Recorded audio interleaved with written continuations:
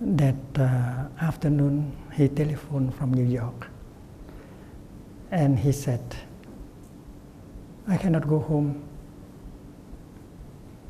tomorrow. I have to stay for 1 or 2 more days. Actually, apparently he was trying to stay in New York as long as possible. There's no joy to go home. But she responded with the language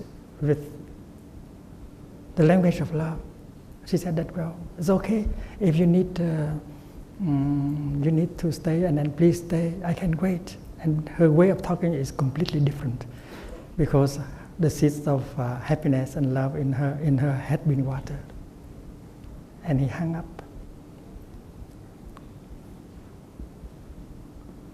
But a few hours later, suddenly he remembered that she was talking with a kind of language that he had not heard during many years. He noticed a change in her way of talking. And that watered the seed of happiness in him. Because in the last many years, she has never talked to him in that way, always with a lot of bitterness, sourness, blaming. So he arranged to go home as quickly as possible to offer a pleasant surprise to her.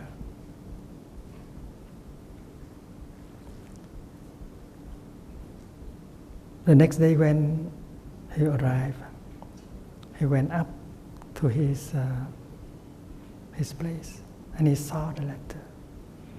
He stayed there for a very long time.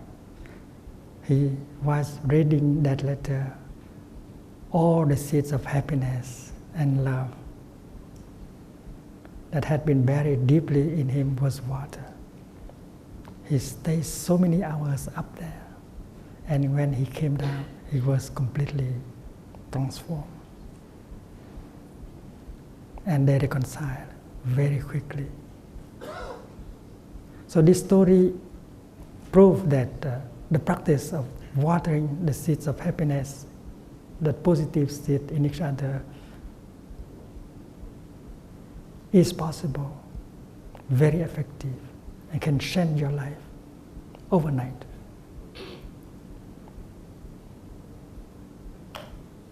If you look into yourself, you recognize the seeds of happiness, love, forgiveness, understanding.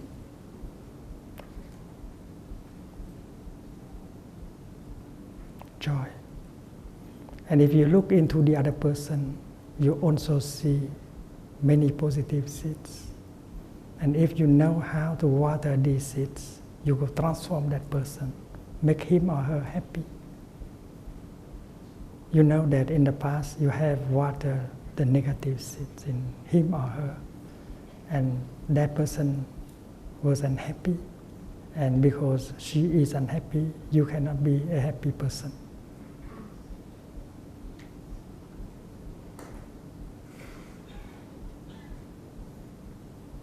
More than a decade ago, in the upper hamlet of Plum Village, there was one American practitioner who tried to write his mother a letter of love. The exercise given by Thai to the practitioners of the upper hamlet that day is to write a letter of love to your father and your mother.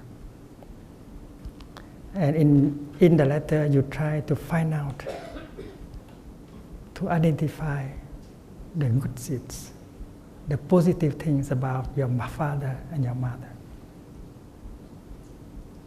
You do walking meditation, you do sitting meditation, you look deeply into the person of your father, you look deeply into the person of your mother, and you recognize the good seeds in him or in her.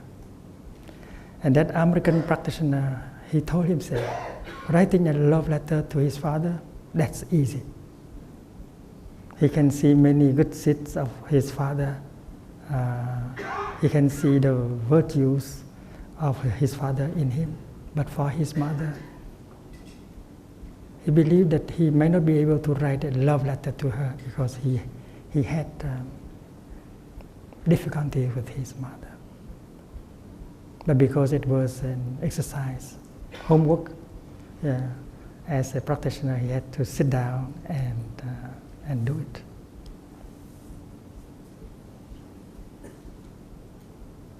It came as a surprise. When you had when you had some difficulty with someone, the suffering you have tends to prevent you to see the whole picture. You allow one thing to cover up all the other things. But when you practice walking and sitting and looking deeply, you will discover. And while writing that letter to his mother, this American practitioner discovered so many positive things about his mother. And he recognized many good things in him have been transmitted to him by his mother. So during the time he wrote the letter, he rediscovered a wonderful mother. And his letter was really a letter of love. And he was very happy to post the letter to America.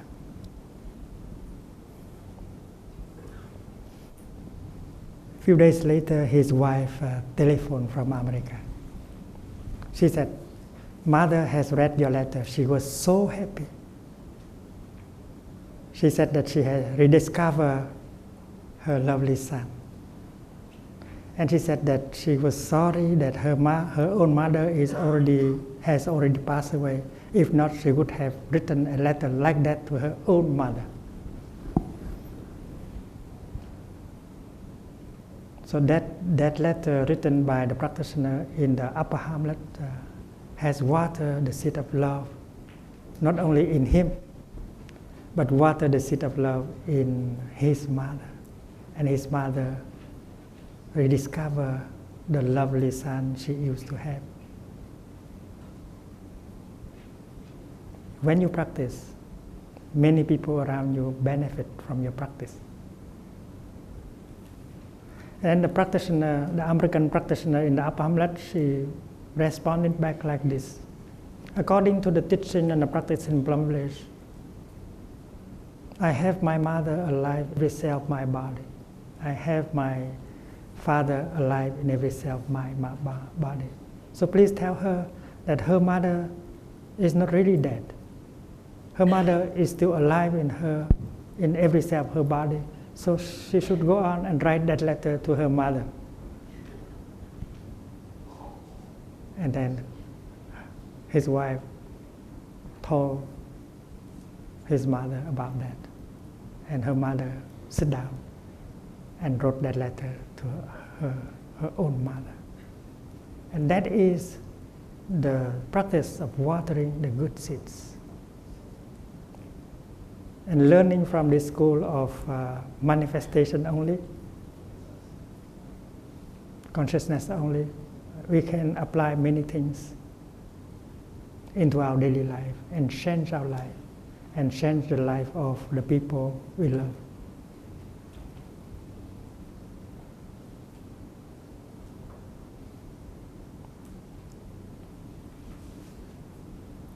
That day was a Vesak day in Plum Village. There was a couple who came from New York, from Bordeaux. And while I was giving a Dhamma talk on selective watering, I saw a lady crying all the time during the whole time of listening to the Dhamma talk. After the Dhamma talk, I went to him, her husband, and said that your flower needs some watering.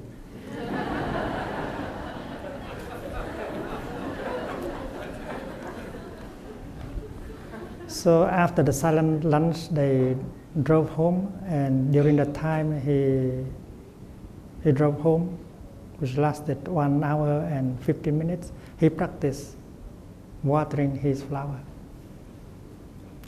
And when they got home, the children were very surprised because her mother was blooming like a flower, very joyful. In fact, the gentleman knew how to water the flower, but he needs someone to remind him to do so. To water a flower is not difficult at all. You know the talents, the virtues, the goodness of the other person. You need to recognize these virtues, these positive things, and express your gratitude for these positive virtues in him or in her. And then you can transform her after half an hour or 1 hour. So this practice of selective watering is very effective. It can change very quickly yourself. It can change very quickly the other person.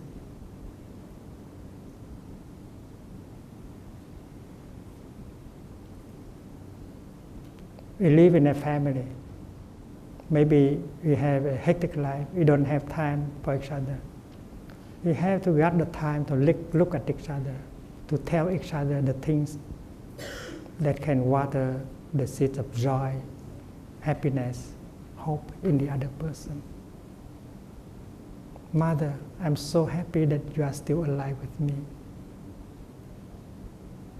My daughter, I know that you are there, still there with me, and I enjoy every minute your presence. They are very simple things to say, and they express the truth that we are mindful of the conditions of happiness we still have. We cherish, we treasure the conditions of happiness that are still available. Someone said that happiness is something that you don't recognize when it is there. But when you lose it, and then you know that you just lost it. So go home to the present moment and recognize the many conditions of happiness you have. And suddenly you are happy right away. These conditions of happiness are more than enough for us to be happy in the here and the now. And the practice of mindfulness is very crucial. Perhaps you have heard of the practice of the 5 mantras.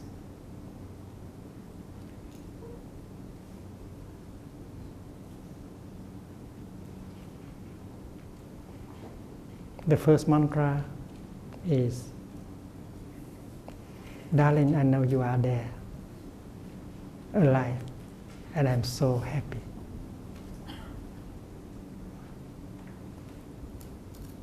The son should be able to tell his father or his mother such a thing. A lover should be able to tell the other person such a thing.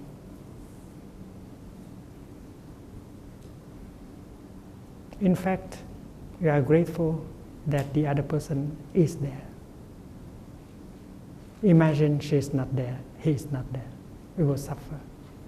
So mindfulness makes it possible that we recognize the presence of the other and cherish that presence. So go to the other person, look into her eyes and say, darling, I know you are there. I am so happy. This is the first mantra.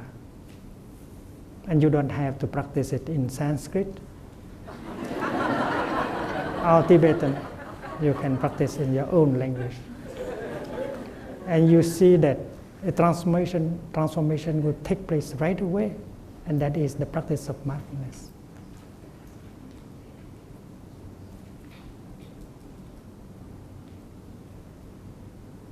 I know a young man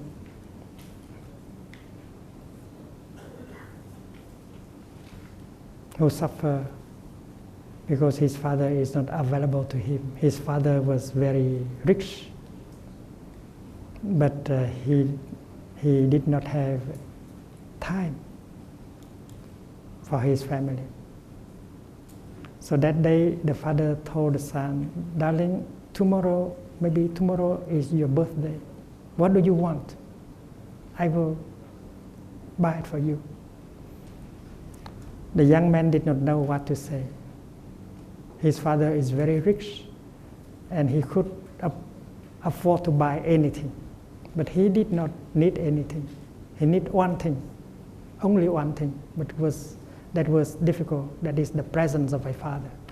His father was so busy that he had the feeling that he did not have a father at all.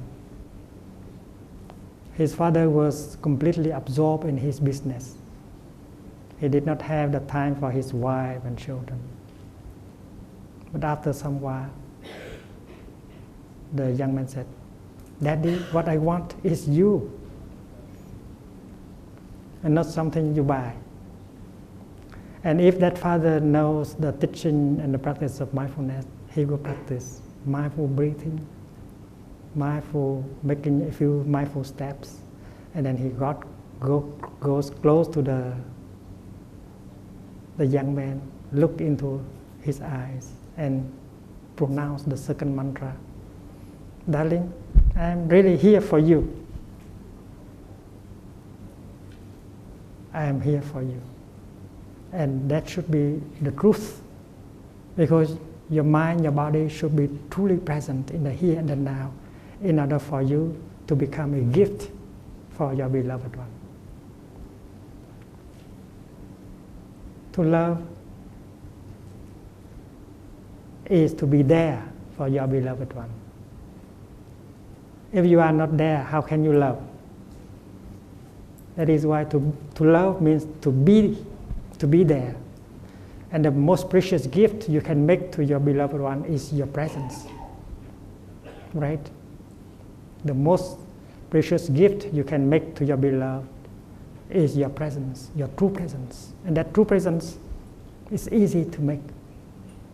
Take a deep breath. Go home to yourself. Take a few steps. Go home to yourself and be present 1% in the here and the now. And suddenly you have something to offer to your beloved one. Darling, I'm really here for you 100%. That is the greatest gift. If you are a lover, remember that.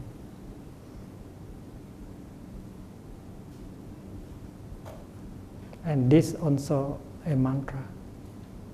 And that in order to pronounce that mantra, you should have mindfulness and concentration. Otherwise, it's not a mantra. A mantra, it has a power to transform. A mantra is a formula pronounced with a lot of mindfulness, concentration, and insight. Otherwise, it's not a mantra. And every one of us can practice these mantras every day, several times. Darling, I'm here for you. Even when you use your portable phone, you can practice the mantra. Even when with a computer, you can practice the mantra. Darling, I'm always there for you. Darling, I know you are there. I'm very happy. You embrace your beloved one with the energy of mindfulness. To love means to be recognized as existing. Suppose you drive your car and you think of many things, and she's sitting just close to you, but she's not in your attention. Your attention is focused on many, many things except her. She's not happy because she is not in the realm of your attention. She will wither as like a flower without water. So to love someone is to recognize him or her as existing.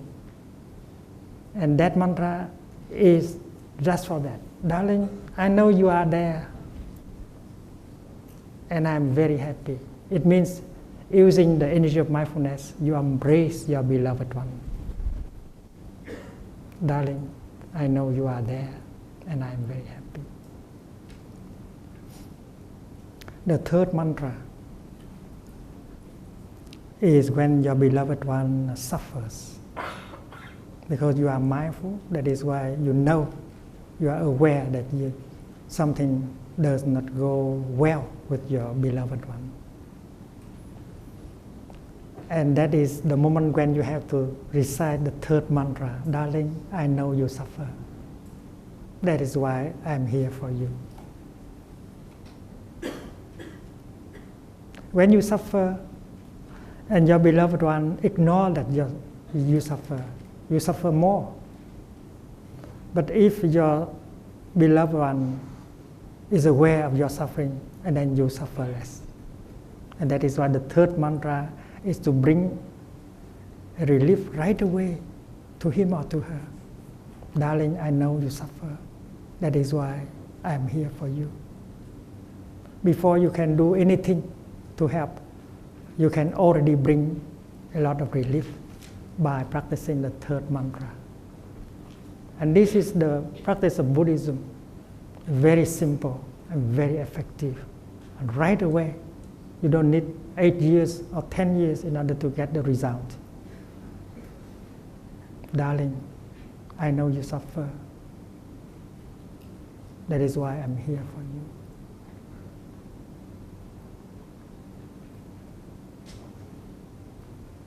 And the fourth mantra, which is a little bit more difficult to practice. But you need the fourth mantra one day. That is when you suffer and you believe that the person who makes you suffer is him, is her, the person you love the most in the world. You feel despair. If someone else has said that to you, done that to you, you would have suffered less. But in this case, the person who has said such a thing, the person who has done such a thing is the person you love the most in the world. So you suffer so much. You are deeply hurt. You are in despair. And that is when you have to use the fourth mantra. You have to go to him or to her and say this. Darling, I suffer. Please help. Usually, you do not want to do so because you are so hurt that you want to do the opposite. You want to show that without him or her, you can survive very well. You prefer to go into your room, lock your room and cry alone. And if that person comes to you, trying to comfort you, to try to avoid him or her, leave me alone. Darling, do you suffer? Me suffer? Why do I have to suffer?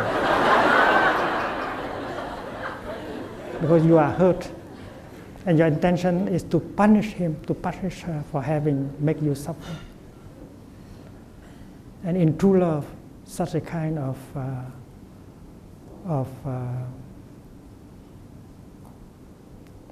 amour propre. Tiếng Anh là gì? Pride.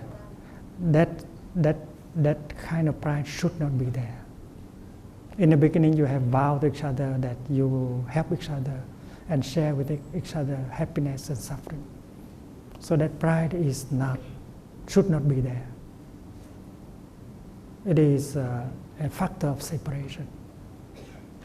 So you should overcome that obstacle and go to him and go to her and practice the fourth mantra. Darling, I suffer. Please help. It means, I don't understand why you have said such a thing to me. I don't know why you have done such a thing to me. I suffer. Please explain. In Plum Village, we have a formula, a practice that we use when we get angry. Every time you get angry, you practice mindful breathing, mindful walking, recognizing your anger,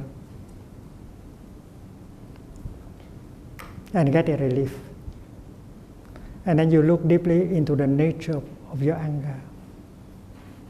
And you might discover that because you are so sensitive, the other person did not want to make you unhappy, but because the seed of anger in you is too important. That is why you might have been victim of a wrong perception. So you practice looking deeply in order to liberate yourself from the anger. But if after 24 hours of practice, you don't succeed in transforming your anger, and then you have to practice the fourth mantra. You have to go to him or to her to tell him or her that you are angry, that you suffer, and that you need his help or her help. And if you are not calm enough to do so, you might like to use a sheet of paper and you write it down. There are 4 sentences. The first sentence is, "Darling, I suffer, and I want you to know it." You have to tell the truth. You have to be direct. "Darling, I suffer, and I want you to know it." The first sentence. And if you can bring yourself to write down that sentence, you begin to suffer less right away. Please try and see. It means that I don't know, I don't understand why you have done such a thing to me. I don't understand why you have said such a thing to me. Explain. The first sentence, "Darling, I suffer, and I want you to know it." The second sentence, "I am practicing. Because I am a practitioner, I have received instructions from my teacher that when I get angry, I should not say anything or do anything. I should go back to my breathing, my walking, in order to recognize my anger, embrace it tenderly, and look deeply into it. So I am practicing." So the second sentence can inspire respect on the part of your partner. I am practicing. I am not reacting like a non-practitioner. I am taking good care of myself. I am practicing. And that is an indirect invitation for the other person to practice also. And he or she will ask the question, "What have I said? What have I done to make him or her unhappy like that?" So this is also an invitation for the practice. The second sentence.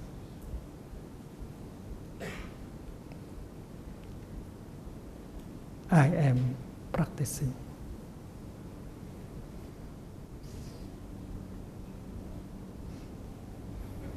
I am doing my best. I am practicing, or I am doing my best.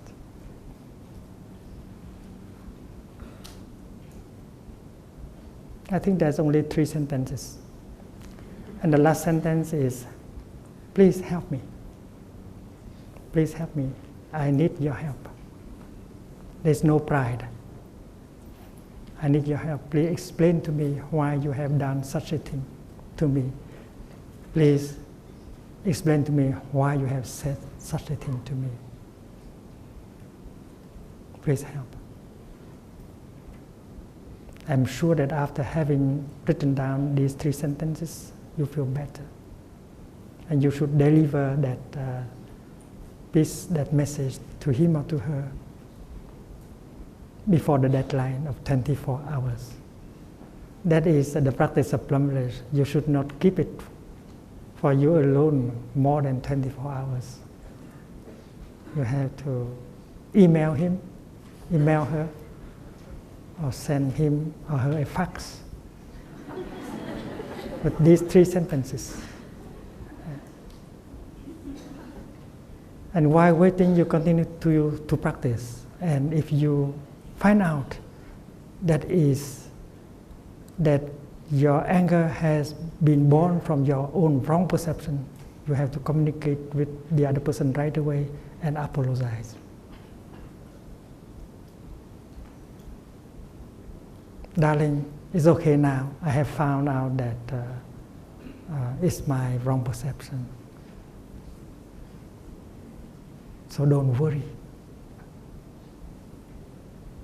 Or if you are the other person, and then you should practice, you know that the other person, your partner, is suffering, and you have to ask the question as what you have done, what you have said to make him or her suffer in that way.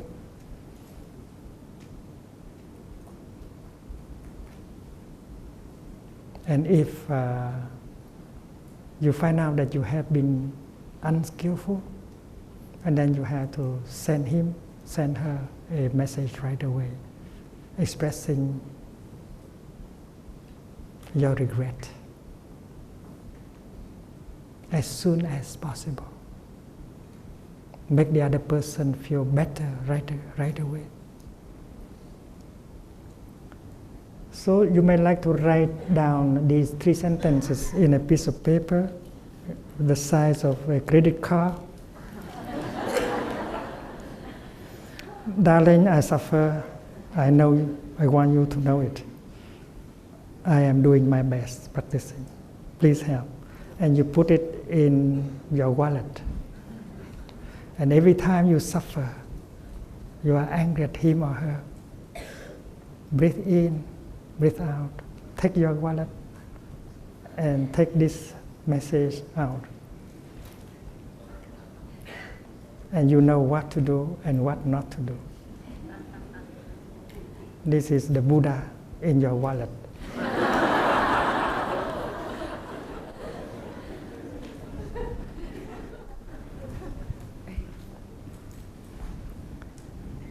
The story of Mr. Jung, many of you already know. This is a tragedy taking place in Vietnam many centuries ago. He went to the war, and during that time his wife gave birth to a little boy. And after the war he was from the army, and he went home, Mr. Jung. And she was so happy to learn about that. She went with the little boy to meet him at the gate of the village. And they cry happily in the arms of each other. And according to the Vietnamese tradition, you have to announce the return, the good news to the ancestors. In Vietnam, every house has an ancestral altar.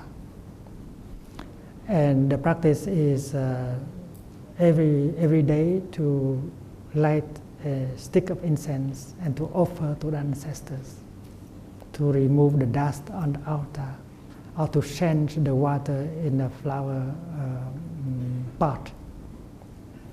And the few minutes you do that is the few minutes you connect with your ancestors. It's very important practice to get connected to your ancestors. And you have to announce to your ancestors the most important events that take place in your family. If you give birth to a baby, and then you have to offer an offering, you make an offering on the altar and announce your altar to your ancestors that a baby has been born to the family. Your ancestors have the right to know, to be informed. And if you marry your daughter to the young man in the other village, you also have to inform your ancestors. They have the right to know. So you keep in touch with your ancestors. And this is, I think, is very good practice. You don't get alienated from your ancestors. You always feel rooted in your ancestors. I think you stay healthy because you are deeply rooted in your tradition, in your ancestors. And I hope that this tradition will be alive for a long time. An ancestral altar in the house, and you practice connecting with your ancestors every day. So according to the tradition, the young mother had to go to the market to do some shopping and to prepare an offering to be placed on the altar of the ancestors. And left alone with the little boy, the young father tried to persuade him to call him daddy. But the little boy refused to do that. No, mister, you are not my daddy. My daddy used to come every night, and my mother talked to him every night. And every time my mother sit down, he sit down. When my mother lie down, he also lie down. So when the young father heard about that, all his happiness was evaporated and became a block of ice. He did not smile anymore. He suffered so much. When the young mother came home from the marketplace, he did not look at her anymore. He did not answer her question anymore. And the young mother began to suffer also. And she did not understand why. In fact, there is no one intruding into the family. During his absence, one day the little boy came home very dirty. And he said, "Mommy, everyone in the hamlet has a father. Where is my father?" So it's difficult for the lady to explain about the war, military service, and so on. So she pointed to her own shadow projected by the kerosene lamp on the wall and said, "This is your father. Greet your father. Hello, father. Good evening, daddy." So the little boy believed that the shadow of his mother is his father. And in fact, she talked to her own shadow every night. My good husband, my dear husband, you have been away for a long time. How could I alone raise our child? And she cried. And of course, when she sit down, the shadow will sit down. And when she lie down, the shadow will lie down. That is baby talk. That is the talk of a child. But he believed that to be the truth. And he was caught by a wrong perception that make him despair. After the offering has been placed on the altar, he lighted the 3 sticks of incense and offering his prayers, announced his return. And then because he believed that his wife has committed adultery or something like that, he rolled up the mat and did not allow her to touch the earth before the ancestors. She is not qualified to present herself in front of the ancestors.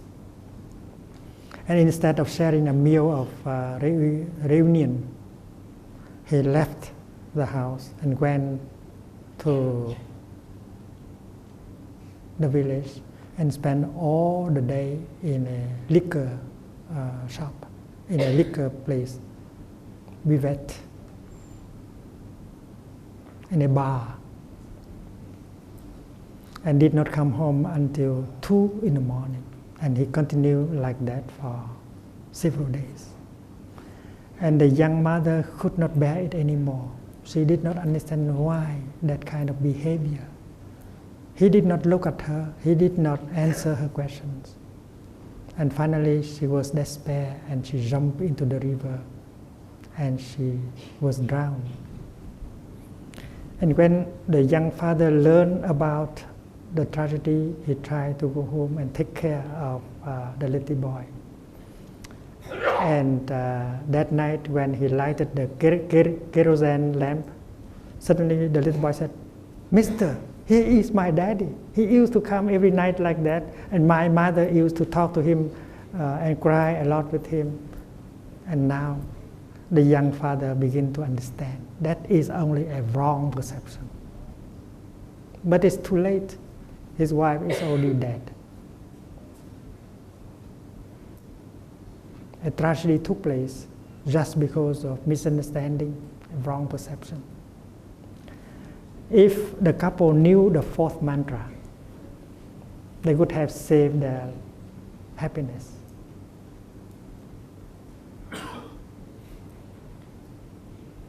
The young father could have gone to his wife and said, "Darling, I suffer. Darling, I suffer." The little boy said that during my absence, someone used to come every night. And you cry and you talk to him, and every time you sit down, he sit down. Who is that? Why have you done such a thing to me? Please explain. And then, of course, the young lady would have had a chance to explain, to help him correct his perception. But he did not practice the fourth mantra.